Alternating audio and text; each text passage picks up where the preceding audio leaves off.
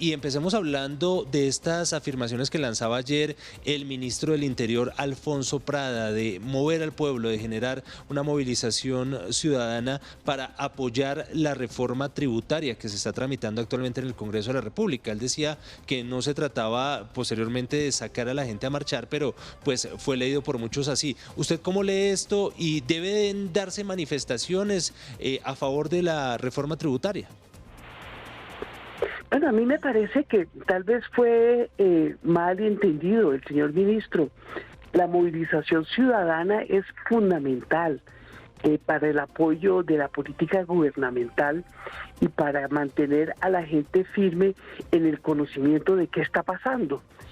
Porque muchas veces las reformas tributarias se terminan aprobando sin que la gente entienda de qué se tratan. Entonces, una movilización ciudadana alrededor de la reforma tiene un aspecto pedagógico y un aspecto de que también participen en defender lo que es en función de sus intereses. Hasta ahora hemos escuchado principalmente, no exclusivamente, pero sí principalmente, a los gremios de la producción que desde luego se oponen a la reforma porque les pide que hagan una contribución más acorde con su capacidad de pago. Y los beneficiados, que es el pueblo, porque va a haber una mejor inversión social en educación, en salud, en empresas productivas para la generación de empleo, tal vez no se ha movilizado porque no ha entendido el contenido de la reforma. Y yo creo que ese era el sentido del pronunciamiento del señor ministro.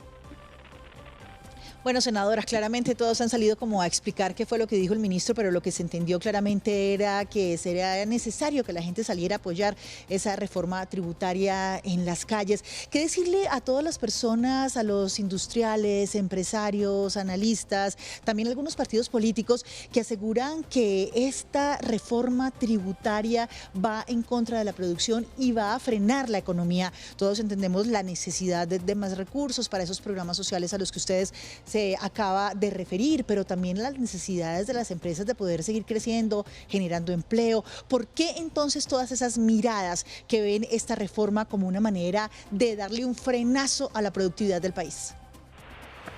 Porque es una manera de frenar la reforma, pero desde luego que eso no es cierto. Yo quiero decirle que las tasas de tributación a partir del año 2002 en Colombia han venido bajando sustancialmente y aumentando todos los beneficios, exenciones que han erosionado la base tributaria, y por eso hoy no hay suficientes recursos para financiar todas las funciones del Estado. Entonces, desde luego que es una interpretación teórica interesada. Eso no es teoría económica, eso es más bien interés en función de combatir la reforma. Entonces, a mí sí me parece que la gente de la calle, la gente de a pie, debe interesarse por el futuro de esta reforma, porque si usted quiere un Estado social de derecho, que es lo que ordena nuestra Constitución, pues tenemos que pagar impuestos. No podemos tener un Estado mínimo minimorum, un Estado que no tiene con qué pagar los sueldos, con qué pagar las deudas, con qué pagar los servicios sociales, y tener una economía pujante. Porque lo primero para una economía pujante es tener una sociedad bien organizada. Y eso es lo que no tenemos en Colombia, porque el Estado es chiquitico. En Estados Unidos, donde la gente sí paga impuestos, tienen un Estado que funciona. En Europa, donde la gente sí paga impuestos, tienen un Estado que hace inversión social, que genera las condiciones para la convivencia pacífica. Nosotros aquí no. Por eso es que los gobiernos pasados se han tenido que centrar en la represión. Cuando la gente se desespera por la mala condición social, por el hambre, por la falta de infraestructura para sacar sus productos de las zonas rurales, cuando pasan esas cosas y hay movilizaciones y protestas, en vez de hacer inversión, porque no hay la plata, entonces mandan a la policía incluso para desprestigiarla. Yo creo que aquí tenemos que empezar a hablar plata blanca, que la reforma tributaria no acaba con la economía, es la base para la construcción de la paz total, que es lo que va a generar las condiciones para una economía próspera, para una economía que nos cobije a todos. Sí, senadora, ya varios partidos políticos han emitido comunicados en los que han dicho cuáles son los cambios que proponen para esa reforma tributaria, cuando en un principio se esperaba y se sabía que tenía un apoyo mayoritario en el Congreso de la República. ¿Cómo va ese trámite? ¿Cómo van esas audiencias? ¿Cuál es el balance que ustedes dan desde el pacto histórico de esta reforma que ustedes lo han dicho es necesaria, pero sin embargo ha sido también polémica en diferentes sectores políticos? Sí, efectivamente, yo regresé anoche de una de esas audiencias en la ciudad de Barranquilla, convocada por nuestro colega Mauricio Gómez, una audiencia muy bien organizada, pero muy unilateral, porque otra vez, al igual que la del Congreso de la República del día anterior, solamente escuchamos un lado de la historia de los gremios de la producción. Entonces es por eso que nuestra reforma tributaria pareciera que tuviera solo oposición y no apoyo, porque le pone el punto final a la elusión fiscal.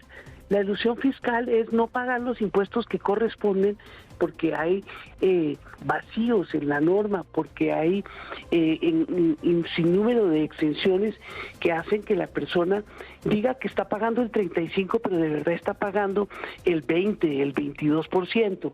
Nosotros, la realidad es que en Colombia ninguno paga los impuestos que corresponden, salvo los sectores trabajadores y populares.